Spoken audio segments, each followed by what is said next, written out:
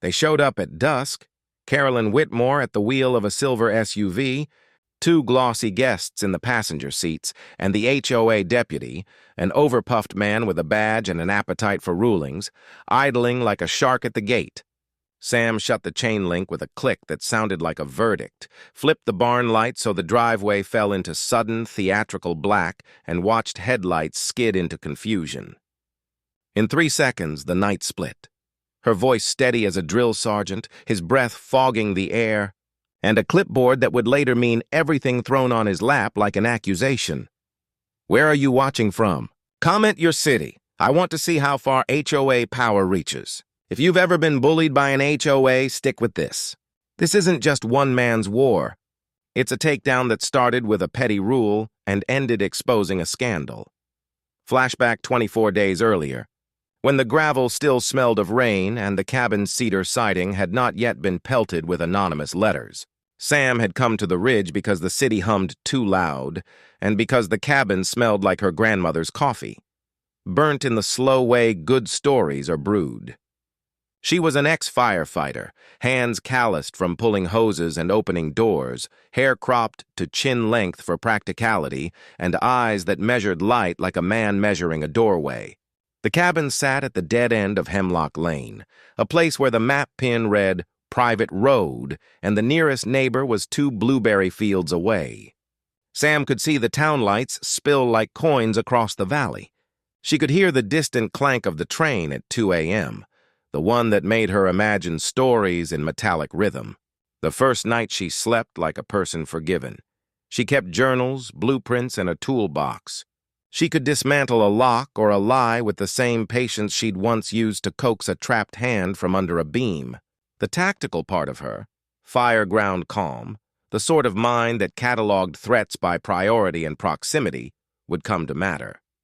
She'd never wanted a fight. She'd only wanted to be left alone on her land. The smell of pine sap on her gloves and the taste of instant coffee that always went cold anchored her mornings. The first audible knock came like a foreign language, 3 sharp raps that turned the house from sanctuary to stage. Carolyn. Whitmore ran the Hemlock Homeowners Association with the polished cruelty of someone who'd traded compassion for committees. She was 58, peroxide hair, a wardrobe that made every character at a garden club feel underdressed, and a laugh like a paper rustle. She wore dainty gloves when filing complaints, but had a habit of checking mirrors on every porch, quick, critical glances as if the world were an audience, and she kept rewriting the script. Her power lever wasn't money. It was paperwork and pedigree. She had friends in the municipal office and a folder of covenants that read like a religious text. She had a Facebook page full of cake photos and a private life full of petty inspections. The first grievance arrived in the form of a letter, printed on the HOA's letterhead and sealed like a small, polite guillotine. "Unapproved structure," it declared in bureaucratic italics, and beneath that, a line, "Cease and desist." Sam read it with a coffee cup warming her palms, the paper cold against her thumb. The language smelled like varnish, clean, sterile, designed to intimidate.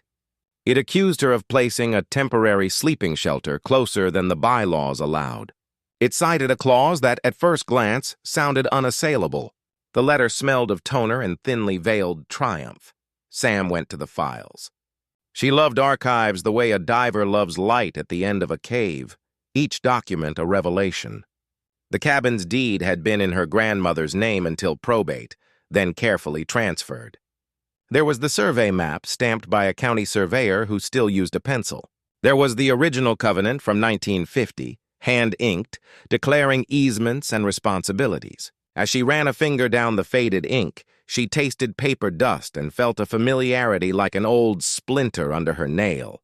Carolyn's letter quoted a clause about temporary structures that had been amended in 1992 into something vague and punitive. Sam could feel a plan starting to sketch itself in the back of her mind like a fire escape route. The first knowledge bomb arrived in the form of a dry, precise sentence Sam had to choke down with her coffee. An HOA can enforce covenants, but only those recorded and valid under state statute.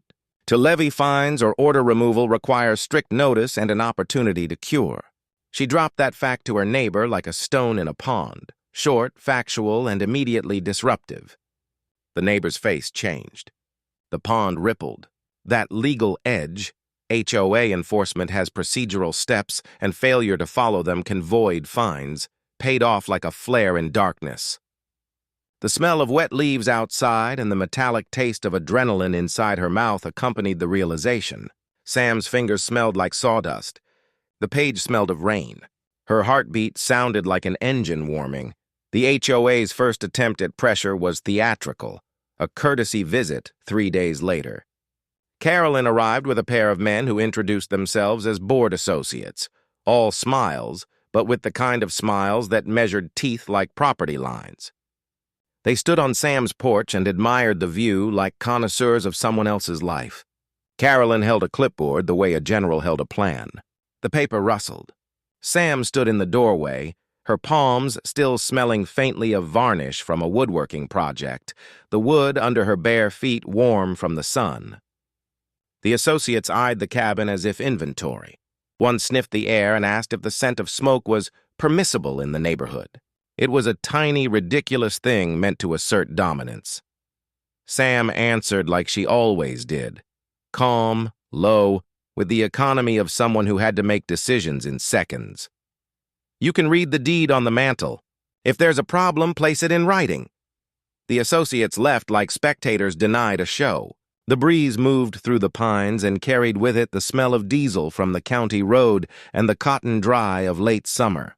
Her mouth had a metallic tang. Fear is salty when it first arrives. At first it was petty theater. A fine here, a misspelled notice there, a violation sticker taped to her mailbox that looked like an accusation of morality. The HOA began with small surgical strikes, something about a birdhouse, then a complaint about gravel that disrupted the aesthetic. Their emails were polite and precise, a dentist's tone meant to extract compliance. Sam cataloged each one with the clinical precision of an incident report. She made photographs, wide shots, close shots, date stamps, and backed them up in triplicate. The damp smell of the cabin's attic and the grit of the camera strap against her neck accompanied the work. The neighborhood, small, sleepy, and fiercely proud of its roses, shifted on the margin. A man named Jorge, whose workshop smelled of motor oil and citrus, brought over a casserole and said, "You got trouble, Sam?" The scent of garlic and cumin filled the kitchen as she tried to explain how rules become weapons. "They don't care about the cedar," Jorge said, hand on the countertop feeling the grain. "They care about control." The word control tasted like metal. Then came the smear campaign, a whisper and post operation that used the town's gossip like kindling. Flyers appeared on cars. "Is your safety at risk?" Someone started a private thread implying her cabin was for weekend squatters. The sound of neighborly whispers became another kind of weather. The sheriff's office received a call, an anonymous complaint about suspicious activity at the cabin. Sam learned the odd arithmetic of small towns. Rumor times rumor equals authority interest. The air after that call smelled like ozone and fear, like the hint of static before a storm. She called a lawyer, once. The lawyer's voice was measured and expensive. He suggested mediation and warned about legal fees. Mediation had a smell, too. Reheated coffee in municipal building basements and the echo of chairs scraping tile. The lawyer's first knowledge bomb was a slide, delivered with professional detachment. HOAs can levy fines, but state law often limits their collection mechanisms. If an HOA forecloses, there are statutory notice requirements and court proceedings. Sam put that fact in her back pocket like a spare key. It tasted like copper and possibility, but the HOA escalated. Notices multiplied. Fines stacked like unread mail. Then the night of the gate, their first true escalation, arrived after a week of cold emails and public posts. Sam found a notice tacked to the gate. An emergency access waiver allowing board members and guests to access the private road for inspection. The notice smelled like printer ink and hubris. It was signed by Carolyn in a looping script that looked official enough to scare a less attentive person. Sam smelled a lie. She walked the lane in the gray of early morning, boots sinking into frost. The crunch underfoot sounded like a metronome counting down. The gravel threw up the scent of crushed stone and cold air. She traced the property line with a finger in the dirt where the county surveyor had marked a small metal stake. The stake's cap was rusted. The stake itself was an old promise. Evidence in Sam's life began with a marker and ended in story. At a community meeting, Carolyn presented a slideshow. The projector's bulb hummed and the screen glowed with civic righteousness. Sam sat in the back, notebook ready, the smell of auditorium polish in her nose and the heat of too many bodies prickling her scalp. Carolyn's smile was a blade. She narrated violations in clinical cadence and showed photographs cropped for effect. A thumbnail-worthy beat occurred then. Carolyn, mid-sentence, dropped a scanned permit-like document on the lectern, a permit that supposedly authorized access. Her face was illuminated, eyes wide, like someone caught by their own light. The crowd leaned in. The photograph of that moment would later become a thumbnail. Carolyn's shocked, self-satisfied face with the permit in hand, shared and reshared until it looked like a wanted poster. Sam asked a question into the microphone.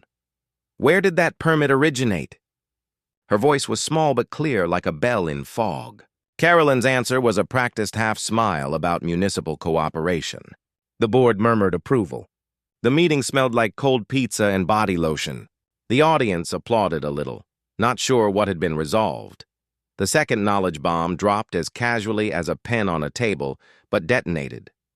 Sam had found an obscure municipal code in the county register. A private road cannot be declared publicly accessible without a recorded easement or an express vote by affected parties. Oral permissions don't count. She read it aloud to the room, the words crisp as metal. Recorded easements required. Oral or unsigned permits do not transfer access rights. The room shifted. The sound of someone dropping a cup at the back of the room punctuated the moment. That legal fact was a key under the door. Carolyn's smile thinned. She had cultivated a network in the city clerk's office and the municipal permit archive, people who moved paper with the ease of fingers through woven fabric.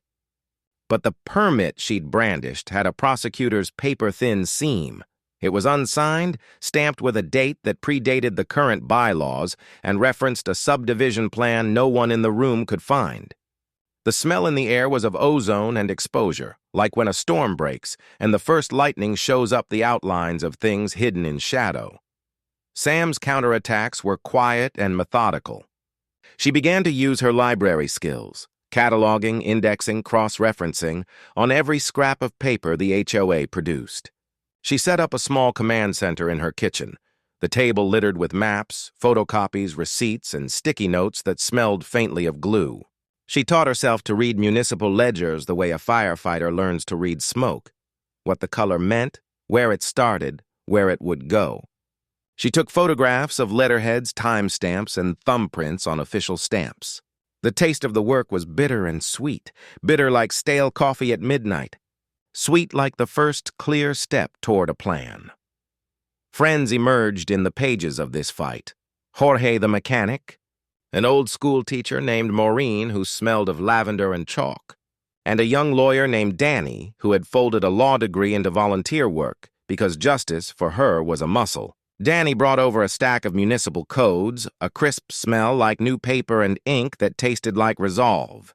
Under a kitchen lamp that hummed like a distant engine, Danny pronounced a sentence that felt like an arm around Sam's shoulder. If you can prove they bypassed recording requirements, we can force a hearing. The kitchen smelled of garlic and dog fur. Sam felt the paper under her fingertips and the heartbeat in her throat. But the HOA had choices. They could resolve or they could escalate. Carolyn chose escalation.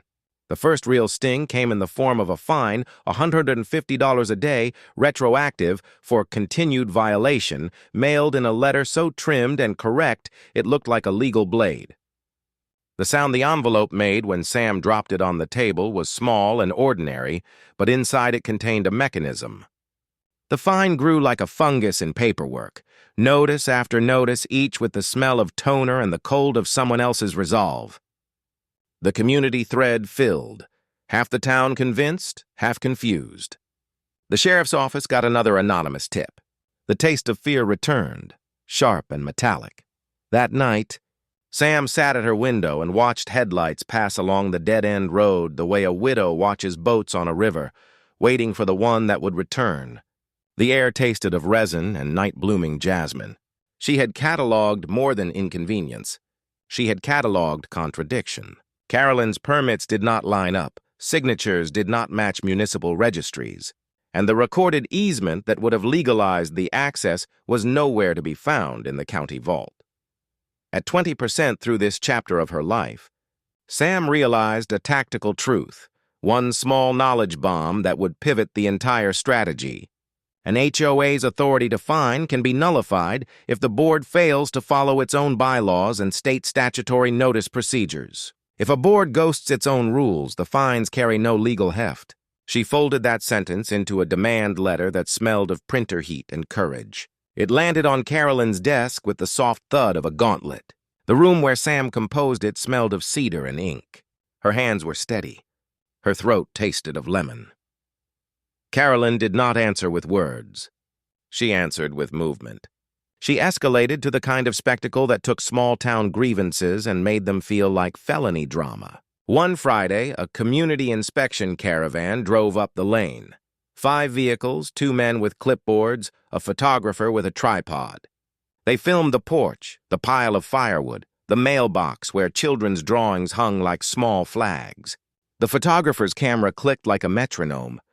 The images would later be used as evidence of persisting noncompliance. The camera gave everything a high-contrast cruelty. The smell of gas exhaust and camera oil filled the hollow between them. Sam watched them through the blinds, the vapor of her breath fogging the glass. Her fingers touched the cold of the windowsill. The sound of the photographer's camera was like a threat in her ear. The next day, at dawn, when the road smelled of crushed pine and dew, she found a padlock on the community gate, a cheap lock, new, with a tag that read, "Issued by Hemlock HOA." The tag's print was professional. The lock's presence felt like a hand closing a drawer over her life. She tested it with gloved hands. The chain was welded to a post with a bolt that had the neatness of bureaucratic intent. The padlock cold on her fingertips tasted of iron. That padlock was the literal closing of a narrative, closure that would have been final for many. It was also a provocation. Sam photographed it. She scraped at the paint. She tasted the grit on her thumbnail. That night she sat in the dark and planned like a veteran of something she'd hoped never to fight again. The sound of the train far below felt like a countdown. The HOA had made a move that read like an escalation in a hostile takeover playbook. Control the access. Control the narrative.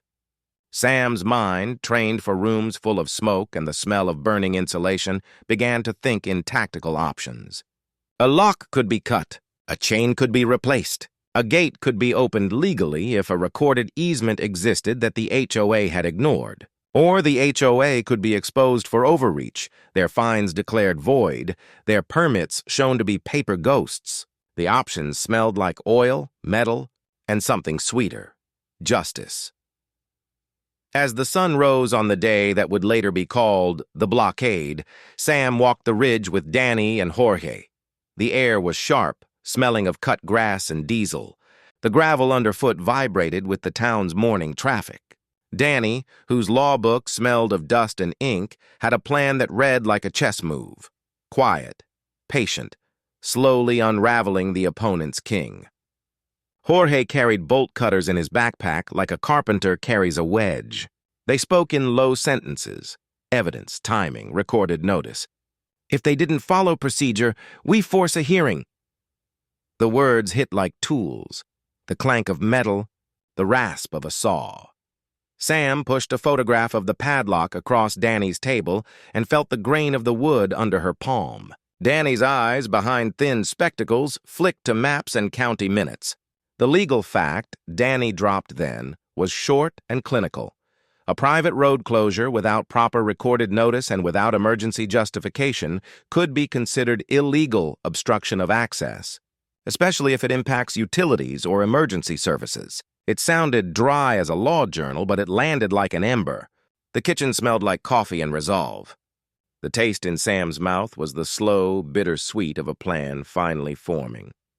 That night, with the sky thick as indigo velvet, Sam walked to the gate. The lock gleamed. She ran her hands over it, feeling the cold like a dare. She could force it open, cut it, call the sheriff, or she could expose the HOA's process. Instead, she did something that looked small but felt like a declaration. She looped a ribbon of high-visibility tape on the chain and took a photograph with time-stamped metadata. It was a breadcrumb. It was also a legal breadcrumb. The tape flapped in the night breeze, making a soft, papery sound, like the whisper of a jury waiting. The community had yet to fully choose sides. A couple of neighbors left sympathetic notes. Others signed petitions. The blog posts multiplied, some supportive, some venomous. The sound of morale was a mix. A baby's cry from a passing car, a dog barking, the rustle of a neighbor's newspaper. The social weather changed quickly in small towns. Rumors were like storm fronts. Sam could feel the shift in the way people looked at one another at the grocery store, the grocery's fluorescent lights making faces look honest and small. At 2:30 in the morning, when the town slept like a held breath, Sam got a knock that sounded like a gavel. She opened the door and found a county inspector, boots powdered with mud and a badge that smelled faintly of old leather. He had come because someone, anonymous, professional, had filed a formal complaint about the gate. The inspector's flashlight cut the dark into a small square of truth. The knowledge he brought was short, an evidentiary fact she could put in her pocket like a coin. The county had no record of the easement Carolyn claimed. There had been no emergency declared. His breath fogged and he looked tired. He handed her a thin piece of paper stamped with the county seal, the kind of paper that changes the way a meeting smells. The paper proved absence of recorded easement, absence of emergency authorization. It was a small white flag that smelled like damp ink. Sam slept that dawn with a map of procedure in her head and a taste of metal in her mouth. She knew the HOA's next move would be louder. The gate was their first show of muscle. If the association had a script, it would now flip to scene 2, complete with audience. The morning after the inspector left his stamped paper on Sam's kitchen table, the neighborhood woke with the quiet of people waiting for fireworks. Sam watched the lane through the kitchen window as if it were a stage, the gravel folding soundless under delivery trucks and the low hum of a FedEx van. The paper on the table smelled like damp ink and bureaucracy. Her coffee tasted like determination. The county seal on that paper was small and authoritative like a tooth in a skull. She folded it and felt the grain of the paper under her fingertips, resolute, oddly intimate, and she knew the next days would be loud. They were loud.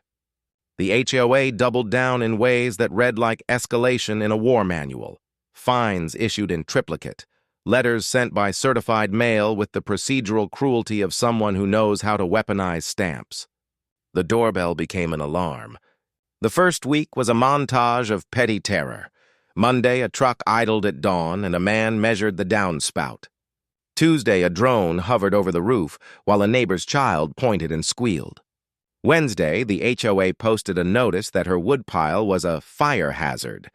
Each incident had an audio cue, clicks, whines, the scrape of a clipboard. Each had a smell, exhaust, hot metal, coffee gone cold in a styrofoam cup. The town watched in increments, some with sympathy, some with the grim curiosity of people watching a car accident play out in slow motion. Sam documented it all with the rigor of someone cataloging evidence for a trial.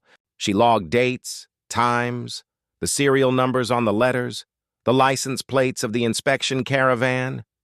Her notebook pages smelled like graphite and varnish, her fingers smudged with ink. Danny taught her how to label exhibits and how to request public records.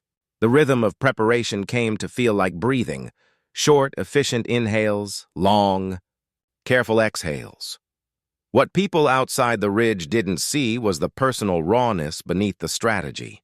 The nights when Sam lay awake and replayed conversations, searching for the exact moment the world turned on a hinge. Her chest tasted of copper sometimes, quick and metallic when the adrenaline rose. Her hands would seek the grain of the doorframe as if it were a prayer.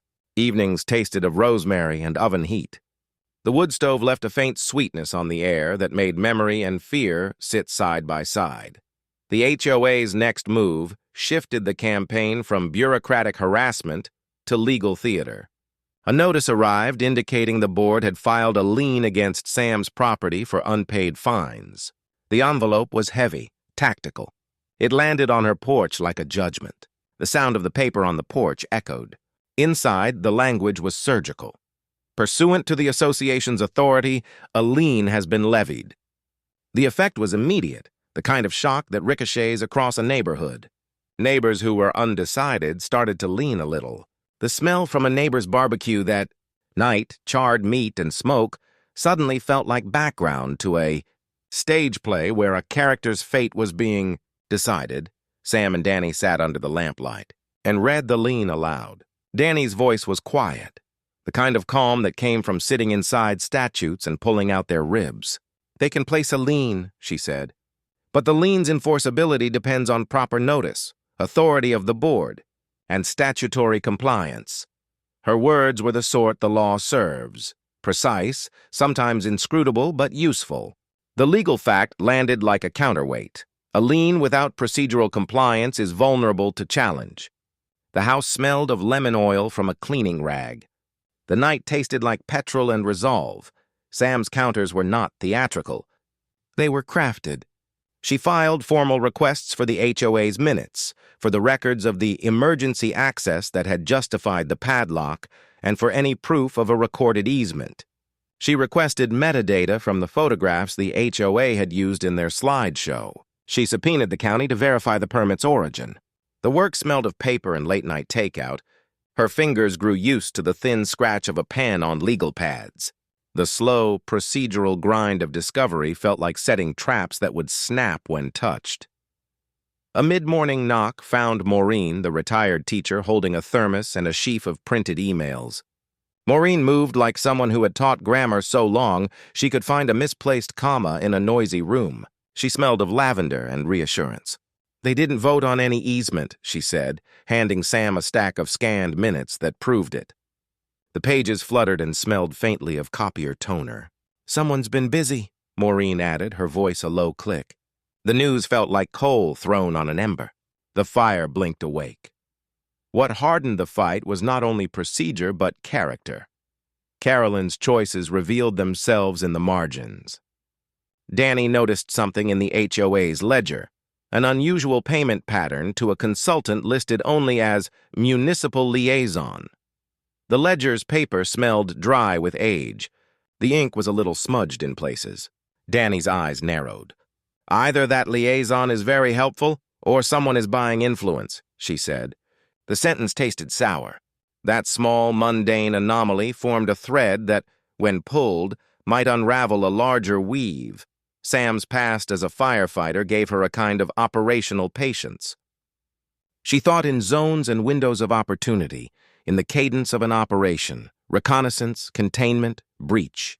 She started to read the HOA not as an abstraction, but as a system, nodes of influence, weak links, and a core of people who wanted to be placated. It was like reading smoke patterns. She'd been trained to notice what smoke hides and where winds might carry it. The first tactical move inspired by that thinking was modest but clever. She started filming the inspection caravan from multiple angles, capturing audio and visual evidence of who said what and when. The drone footage that had once felt invasive now became her evidence. 20% through this act, when the battle felt like it had teeth, but before it snapped. The second knowledge bomb was planted with clinical timing. During a deposition, Danny tersely explained something best delivered in plain language. In many jurisdictions, an HOA must follow its own bylaws exactly when levying fines or placing liens. Failure to follow prescribed notice and voting procedures can render those fines unenforceable and the liens voidable. The line was short, almost a whisper. But in the room, it was an explosion. People adjusted in their seats. The air smelled like someone had opened a window. The room felt drier, like a throat cleared. The knowledge was a rail under Sam's feet, a structure she could run on. The HOA responded with a PR surge. which in small towns reads as a broadcast of power. Glossy flyers distributed door to door with clean photography of manicured hedges. A smiling board posed as if in a holiday card. The flyers were printed on slick paper that smelled faintly of oil and aspiration. Carolyn's face was in the center, polished and authoritative. The image was a thumbnail-ready moment. Carolyn front and center, holding a clipboard with the words, "Community Safety" visible. The campaign aimed to shape narrative, to make the association look like the beleaguered guardian rather than the aggressor. The neighborhood, which drank in such imagery like morning coffee, began to shift its conversations. Sam had to pivot. She did what she did best. She prepared. She organized neighbors into a group that could demand transparency, and she trained them, quietly, effectively, on how to request public records and recognize procedural errors. Jorge, with his oil-rough hands and a laugh that smelled like motor oil and citrus, turned his garage into a kind of operations center. People brought evidence, photos, voicemail timestamps, a video from a kid that caught a board member leaving a county office at odd hours.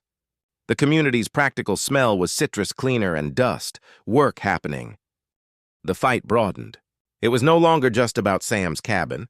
It began to feel like a fight for everyone who'd ever had a rule weaponized against them. A young couple down the road confessed that Carolyn had pressured them to cut a privacy hedge that blocked the view to their backyard, under threat of fines. They brought a box of receipts that smelled like cut grass and ink. An elderly man named Tom, his hands smelling of pipe tobacco, turned up with a folder detailing how the HOA had once overreached on a variance's vote. Each new story added texture and moral pressure. The war had gone communal. In the middle stretch, a classic mid-battle surprise arrived that nearly toppled Sam's tiny coalition. The HOA filed for a temporary restraining order, alleging immediate danger and unlawful obstruction of community access, and submitted an affidavit that, if unchallenged, could force Sam to remove structures and could freeze the discovery that was peeling back the association's paper curtain. The filing smelled like antiseptic and ink. The town's gossip stuttered into worry. The restraining order was a legal hammer, blunt and immediate. It sounded like a gavel before a trial had even started. The community flinched. Cameras from a local station suddenly wanted statements. A reporter with a microphone, its foam grip smelling faintly of smoke, knocked on Sam's door. The microphone felt foreign in her hand. The taste of the words she rehearsed was odd and metallic. Now, with media attention, the stakes changed. Headlines could anchor perceptions in a way affidavits could not. Carolyn's strategists leaned into it, portraying the association as a defender of safety, while Sam's allies scrambled to show the other side. But the midpoint pivot, what audiences will later call the moment where the whole thing flips, came from an unlikely place: Carolyn's own paperwork. Danny, sleepless and caffeinated, spent an all-nighter comparing stamps and dates on the HOA's permit packet. The office smelled of printer fumes. The kitchen clock ticked like a deadline. She noticed a tiny inconsistency in typeface and a scanned signature that had a slightly different shadow in one document compared to another. It was the kind of forensic detail that looked like nothing until it looks like everything. Danny ran the suspect permit through a photo forensics tool and found artifacts, scattered, pixels and a duplication of noise that suggested a document had been digitally altered. Then someone found an email chain buried in a municipal server backup where a clerk questioned the permit's authenticity months before the HOA used it. The clerk's voice in the email sounded like wary distance. The header smelled like protocol. Suddenly, the permit that had justified access and inspections looked less like an ordinance and more like an artifact of fabrication. This was the HOA's hidden vulnerability revealed. A pattern of relying on backdated or misrepresented documents to justify actions. What made it a vulnerability was that forensics could show alteration and public records proved absence. The discovery felt like light under floorboards.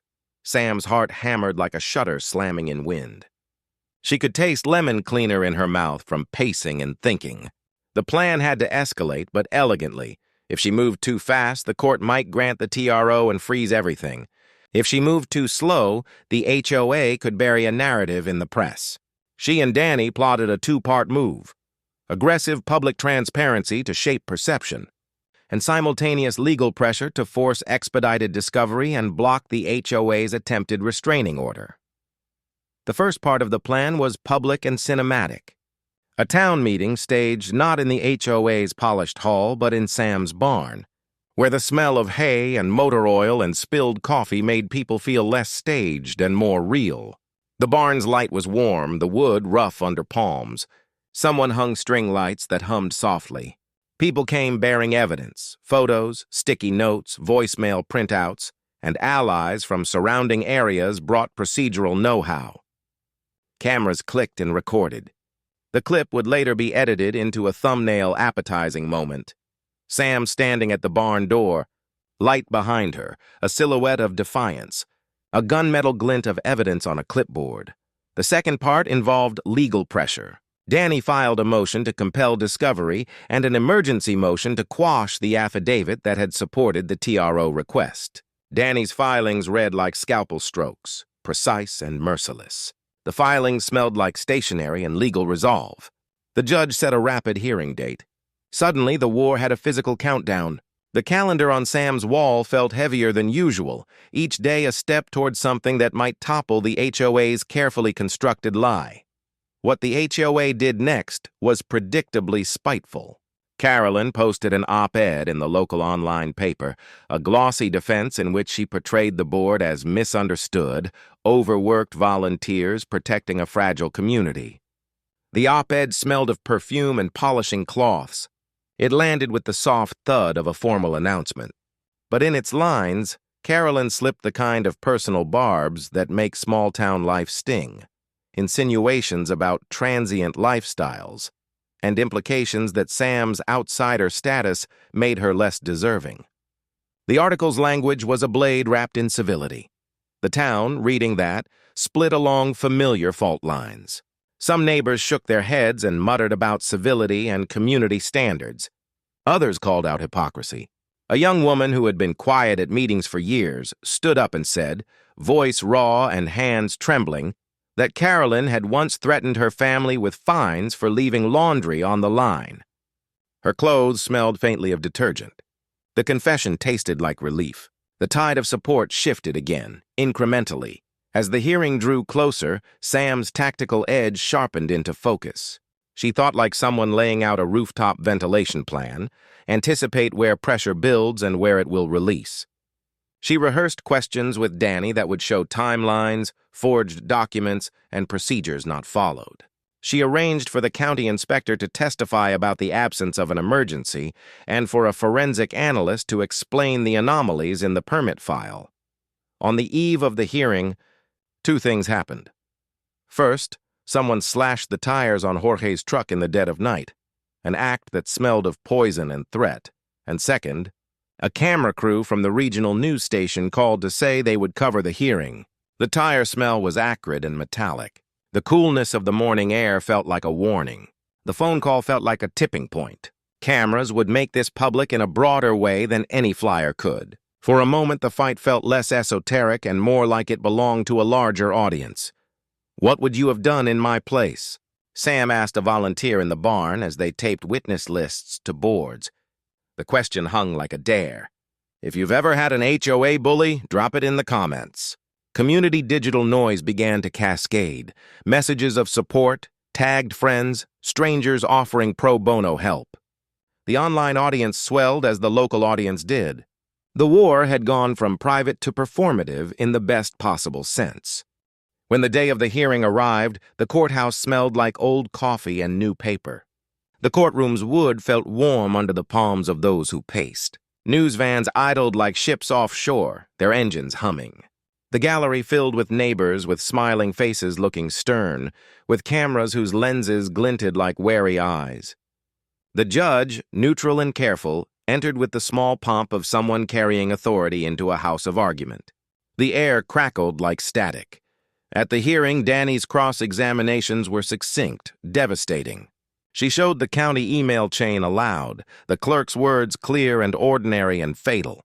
She presented the forensics report with the forensic analyst explaining, in lay terms, that duplication artifacts and mismatched shadows were consistent with digital alteration. The sound in the courtroom when the analyst finished was a small, collective exhale, an inhalation of dismay. The stigma of forgery is sharp. It slices through credibility like a wire. Carolyn's face, for the first time, bore the fatigue of someone who'd underestimated how paper can be unpicked.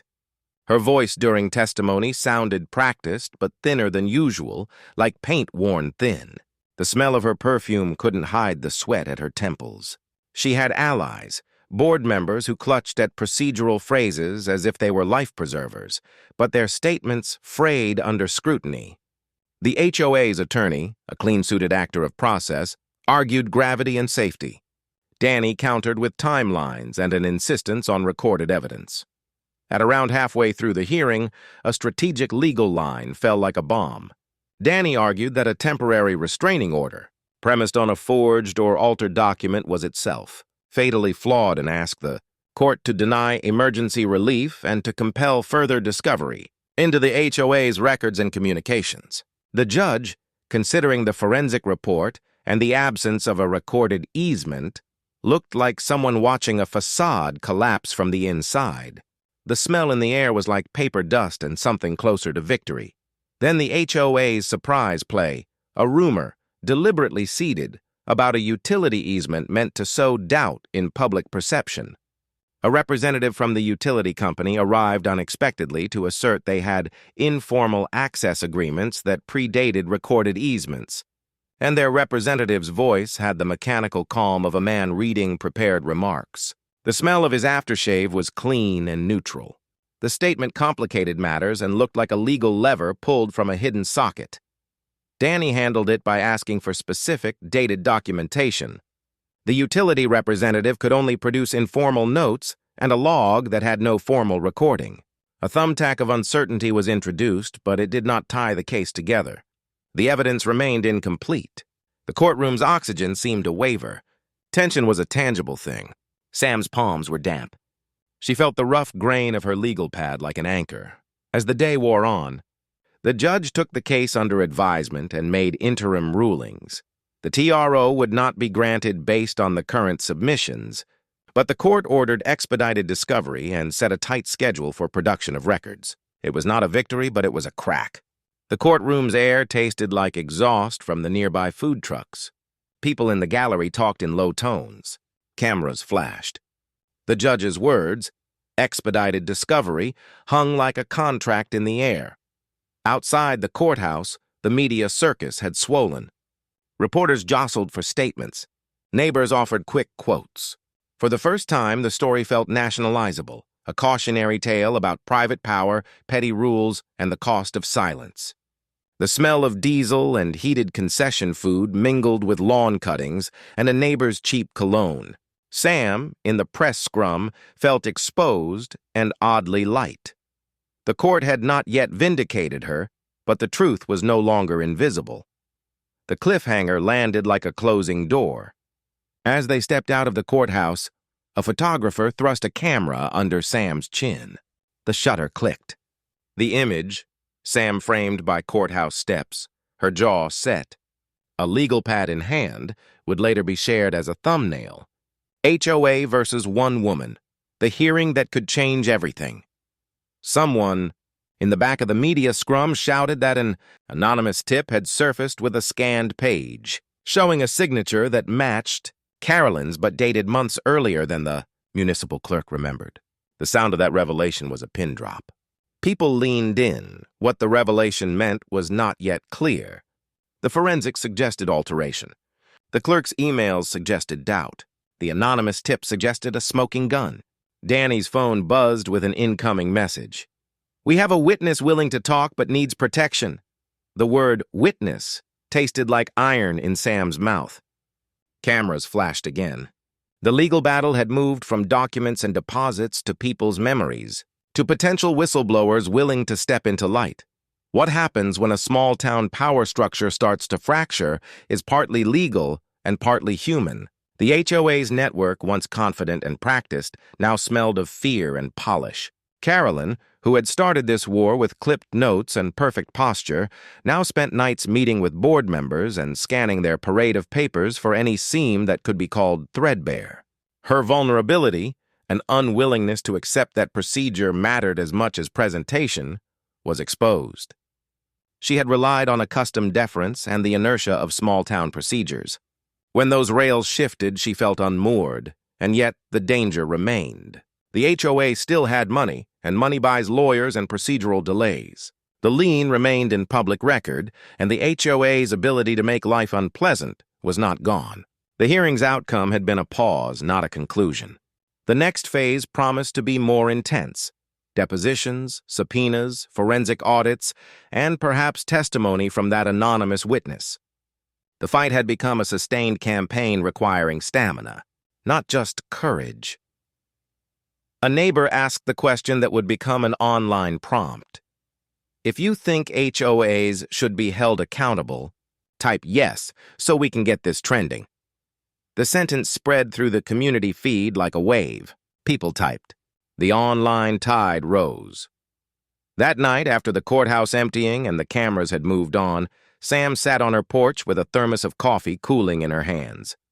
The night smelled of pine sap and smoke from a distant chimney. Her hands trembled briefly and then steadied. The tremor was the only admission of fear she allowed herself. She thought of the sheriff's visiting light that had once cut a question mark through her curtains.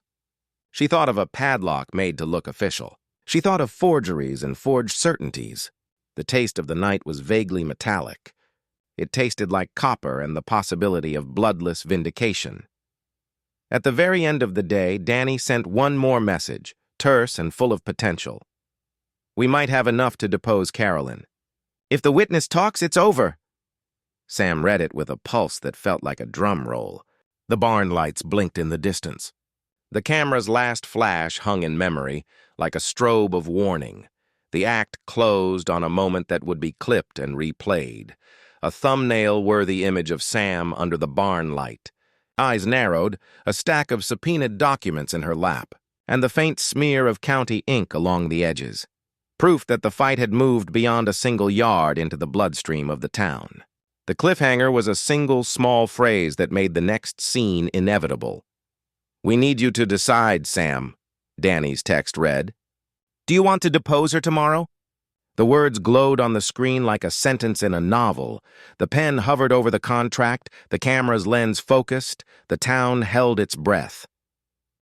They woke the town early. Not with thunder, but with the small, deliberate sound of lawyers' shoes on courthouse marble, and the rumor that Carolyn might finally meet someone who didn't flatter her. Sam felt like a storm watcher who had been tracking a swirl for weeks and now stood at the edge of it, binoculars pressed to her face. The morning air tasted like pennies and exhaust. The courthouse steps smelled of old wood polish and stale coffee. Cameras flashed like a cluster of nervous fireflies. She kept her hands in her coat pockets to hide their tremor and tasted the iron tang of adrenaline at the back of her tongue. Danny arrived with a stack of subpoenas and a grin like a closed trap. We're going to depose Carolyn, she said, and the words landed heavy and real.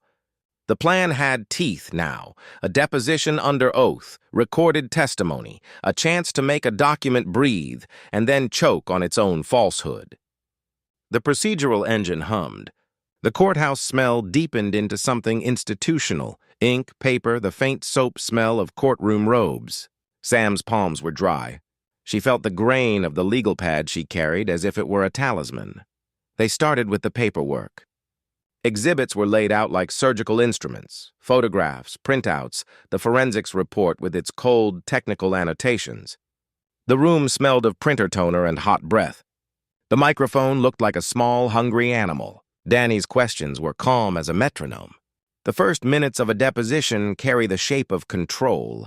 Names, addresses, the small formalities that lull people into forgetting they are being watched. Sam watched Carolyn across the table and tried to read the tissue paper thinness beneath the starch of her collar. When Carolyn spoke, her voice was smoother than Sam expected. Practiced civility can mask a great deal. She answered in clipped sentences, in the kind of language that pretends to explain while avoiding consequence. But under pressure, habits leak. A signature trembled when she pushed a paper across. A name repeated like a stutter. The room's air tasted like dust and a faint perfume. The tape recorder clicked. The deposition was a theater of small reveals, and Sam loved the sly precision of that, watching a facade buckle one brick at a time, at 20% through this final. When the town was at the edge of its seat and the deposition hummed like a live wire, Danny dropped a terse legal fact into the room like a flare. In many jurisdictions, sworn deposition testimony can be used to impeach witness credibility and create documentary evidence of intent. Inconsistent statements under oath can be deadly to a party's case, and perjury carries real legal consequences. The sentence was short, but it rewired the atmosphere. The scent of bleach from an adjacent hallway seemed suddenly more clinical. Carolyn's lips glossed, pressed together like she tasted something bitter. Carolyn's vulnerability had always been her need for control, an appetite that made her substitute paper for consent. But now, a deeper seam showed. When pressed about the liaison payments and the permit chain, her answers folded into personal detail. She admitted haltingly to feeling underfunded and desperate, to long meetings with a consultant where money spoke louder than procedure. Hearing her, Sam found the sensation odd, a mixture of vindication and a small, complicated pity. The deposition room smelled faintly of lemon from the cleaning crew, and the carpet's texture under Sam's shoes felt like geography, familiar and practical. The deposition revealed more than signatures and suspicious fonts. Under oath, Carolyn flubbed a date. She misremembered the clerk's name. She mentioned in passing a meeting in the municipal office where she asked about options and used a word that hinted at coercion, expedite. The word crawled across Sam's skin like a small insect. The reporter waiting outside would later call that slip the hinge, the moment when a proud posture cracks and the person behind it becomes human and therefore punishable. Outside, the town hummed like an insect chorus. The media clung to details and to faces. Neighbors swapped whispered theories over fences. The smell of freshly cut grass from a nearby yard mixed with the diesel haze of idling vans. Someone passed a thermos of coffee. It tasted like fuel and hope. Word traveled fast. The deposition had been rough on Carolyn. The social pressure turned from curiosity to a pressure cooker. Danny moved with the patience of someone who knows how to place a chess piece and watch the opponent bleed from 1,000 tiny cuts. She requested emails, financial records, municipal logs, documents that would either be a net or reveal empty air. The county clerk's office, when prodded, produced a folder that smelled of dust and old sunlight, an internal memo where a junior clerk had raised questions about the permit's dating.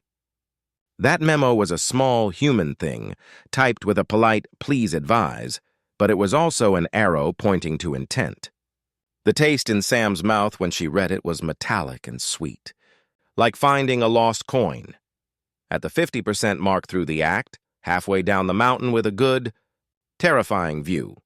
Another legal fact landed in conversation like blunt truth. Many courts have broad equitable powers to unwind fraudulent actions by associations. If a homeowner demonstrates that board actions were taken in bad faith or through materially false documentation, courts can void liens, order restitution, and even appoint receivers to manage an HOA's affairs. The sentence was a promise in legal form, an axis of possibility. The room felt colder. The rain outside tapped like a Morse code. The smell of wet pavement reached in through a cracked window. With that fact in their pocket, Sam's strategy focused. They had to convert public pressure into legal leverage quickly. The motion to set aside the lien was filed with a stack of evidence that looked like a brick wall. The forensics report, the deposition transcript with Carolyn's slips, the county clerk's internal memo, and an invoice trail for consultant payments that aligned suspiciously with the timing of the permit's appearance. The filings smelled of printer heat and a sort of righteous impatience. The legal system, for all its sluggishness, responds to neat packages. Carolyn fought. She hired a different attorney, one with a suit that smelled faintly of expensive cologne and the confidence of people used to making things disappear with forms. He argued that the HOA acted in good faith and that paperwork could be messy without being criminal. He tried to make the judge believe that small-town government looks like confusion rather than conspiracy. His voice was oily and practiced. The taste of the courtroom air grew metallic again. Tension was an almost tactile thing. During cross-examination, Danny held up a single page of a municipal printout, the shadows in the scanned signature mismatched under forensic scrutiny. "Isn't it true," she asked, "that you cannot date a signature before a document is properly filed and signed?" The question was surgical. Carolyn's face, for the first time in public, looked small. She tried to explain, then corrected herself, then stopped. The judge watched like a man who has seen too many pretenses. The courtroom smelled like rain and the faint sweetness of someone's hand lotion. As the filings advanced, a whistleblower stepped forward, an assistant in the municipal office who had been the clerk that first raised the flag. Her voice was thin with fear, but it carried. She testified that she had been pressured by a superior to expedite a file, that extra copies had appeared with altered dates, and that she had been shushed in a hallway. Her hands shook. The microphone picked up the rustle of her paperwork like the dry leaves of confession. The sound of her testimony made the whole affair feel suddenly real, intimate, and wrong. The courthouse air tasted bitter. The town reacted the way towns do. Some doubled down behind Carolyn, citing tradition and community care, while others packed the judge's gallery with people who wanted their backyard rules to be run by law and not by fear. The smell of grilling at a neighbor's fundraiser felt almost defiant. Plates clinked with an ordinary clatter that sounded like resistance. Sam found herself fielding calls from other towns, people saying, "We have the same thing," and offering evidence. The fight had stopped being local and started being instructive. The hearing that would decide the lien's fate was theatrical. Danny argued with the combination of legal precision and narrative clarity that made stories land in juries' minds. She told a story, in bare terms, of how documents had been manufactured, of how signatures were shadows of intent, of how a community had been manipulated by someone who preferred forms to consent. Her words had the cadence of a sermon stripped of sentiment, facts laid bare, one after the other. The judge listened and took notes. His pen scratched like a small, patient animal. Carolyn's defense tried to push back with character witnesses. A woman spoke of holiday pies Carolyn had organized. Another praised neighborhood watch efforts. The testimonials smelled of cinnamon and good intentions. The problem was that testimony about cakes cannot replace paper that does not exist. The cognitive dissonance between good deeds and bad process hung in the air like an acrid fog. At 80% through the act, where the tension sits like a held breath before a plunge, Danny inserted the final legal fact like a detonator. If a court finds that an HOA's board acted with fraud, bad faith, or gross neglect of duty, it can not only void specific actions like liens, but can also remove board members, appoint receivers, and order restitution to affected homeowners. In extreme cases, judges will dissolve or restructure associations when corruption is proved. The sentence felt like the tail of an arrow. It promised systemic consequences, not just an individual correction. The room smelled of ozone as if the air had been charged. The judge, after days of hearings that tasted like iron and old coffee, issued a ruling that felt like a blow felt through the town's bones.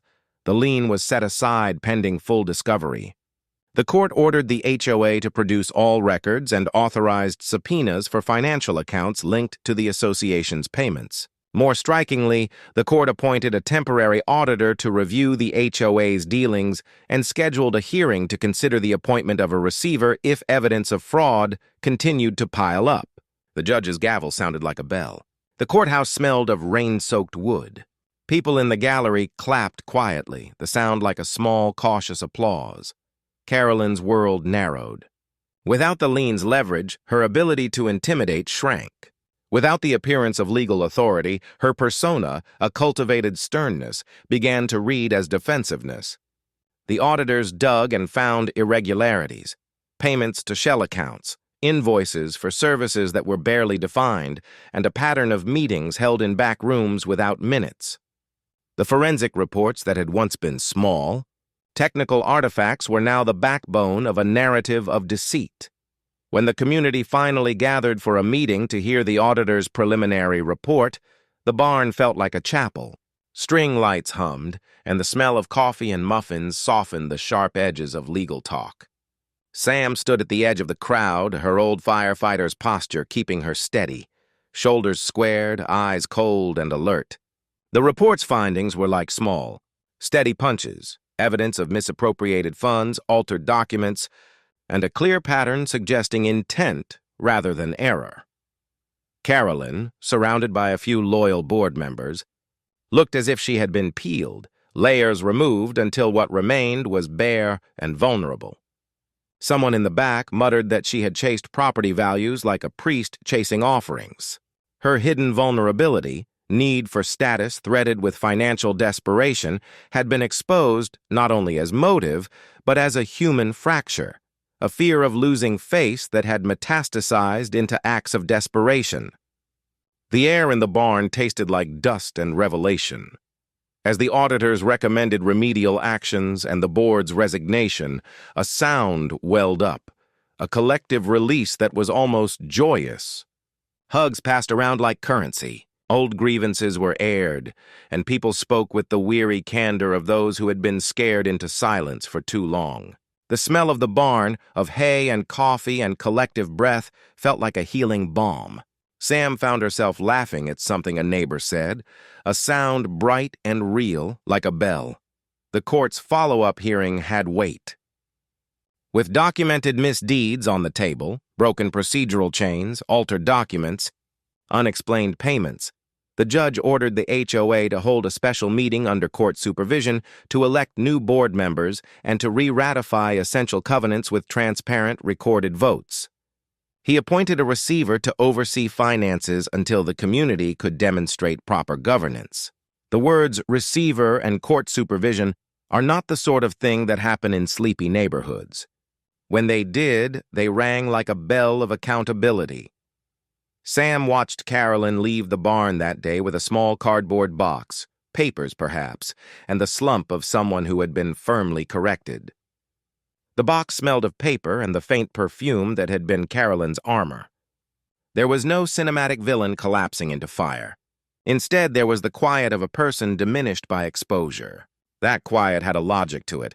Justice, in this tale, was procedural as much as moral. It was paper pushed into light and then examined until truth could not be avoided. The community's recovery was not instant. There were evenings when the town's normal petty politics returned. Someone complained about a mailbox. Someone else grumbled about the color of a fence. But the structural lesson endured. Transparency, recorded minutes, and procedural fidelity protect neighbors from the predations of people who wield rules like swords. The neighborhood learned to ask for copies, to demand votes, to require recorded easements. The smell of newly printed neighborhood bylaws spread through mailboxes like a reassuring perfume. In the aftermath, Sam did what she had always wanted. She returned to the simple pleasures of the ridge. Mornings tasted of black coffee and wood smoke. Afternoons smelled of sawdust and cut pine. The tape recorder that had once been a tool in the fight found a new life holding oral histories, neighbors telling true stories into a microphone that now stored memory, not litigation. Sam spent time with Jorge and Maureen, fixing a broken fence and sharing jars of sweet preserves that tasted like summer. There was a moment, a small domestic flourish that felt like an elegy and a beginning both. Sam walked the lane at dawn and saw neighbors putting up a communal notice board, a plain piece of plywood where anything about bylaws, votes, and recorded minutes would be posted in full. The board smelled of fresh paint. The hammering sounded like a metronome of new habits. People who had been silent stepped up to take turns posting documents, and the act of posting itself felt like a small democratic ritual. Carolyn's legacy was complicated. Some continued to defend her, citing good deeds and garden clubs. Others felt sadness for a woman undone by the very need to control. Sam, watching Carolyn once from a distance when she walked the lane with only the company of her small dog, felt a passage of emotions, vindication glancing off pity. The human cost of power, when misapplied, was heavy. The smell of the dog's fur and the rustle of Carolyn's gloves were smaller things than the ledger that had once been used as a cudgel. The town felt different. Not because it had been saved by a heroic hand alone, but because ordinary people had learned to use the law as a tool for everyday fairness. The court's final orders required the HOA to reconstitute itself with transparent elections and to repay unjustly collected funds. The restitution arrived in small checks that smelled like printer ink and smelled sweeter because neighbors finally saw the accounting. People who had once been afraid to speak found that their voices could change policy. The barn hosted workshops on procedural rights. Danny led sessions on how to request public records and how to check county archives. The smell of whiteboard markers and stale coffee became associated with civic competence. As for Sam, the narrative arc closed in a way that would make a storyteller smile. The padlock that had once been welded to a post hung in her kitchen, painted and framed as a prop in the story of a small victory. It smelled like rust and distance. She kept it not as a trophy of triumph, but as a reminder that vigilance is a muscle to be exercised. The final scene came on a late summer evening when the town gathered for a potluck on the ridge. String lights painted warm halos. The air tasted faintly of lemon pie and charred corn. Sam stood near the notice board and watched children run free under the lights, their laughter knitting itself into a soundtrack. Cameras from the regional show, older now and kinder, caught the moment. Neighbors chatting, a new board member speaking about openness, and Sam, eyes soft with tiredness and something like peace.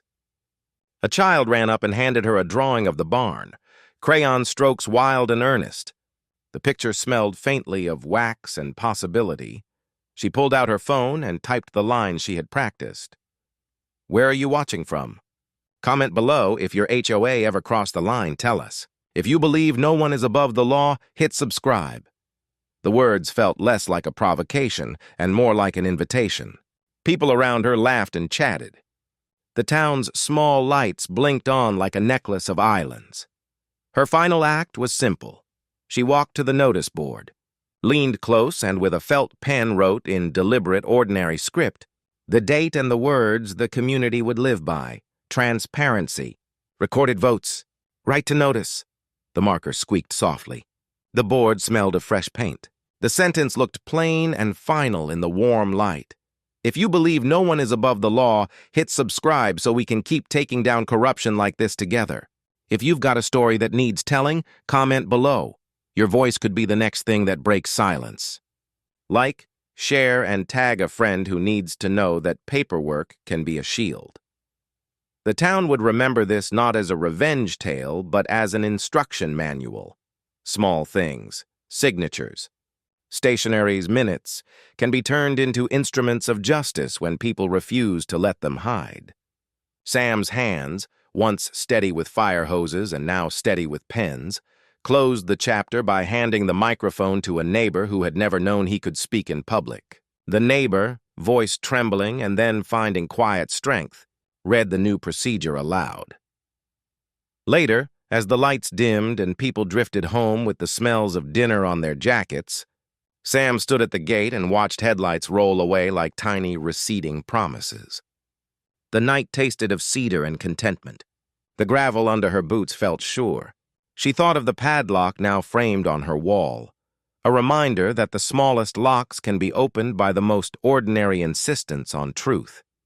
The story had ended not with a cinematic explosion, but with the softer, truer sound of neighbors learning to read the fine print. Where are you watching from? If this HOA takedown blew your mind, tell us in the comments. If you think rules should protect, not punish, share this with someone who needs to see it. And if you want another insane HOA takedown, there are hundreds. Hit subscribe. The last light over the ridge winked out and the town breathed a long, ordinary breath, the kind that says we are still here and we will watch the paper together.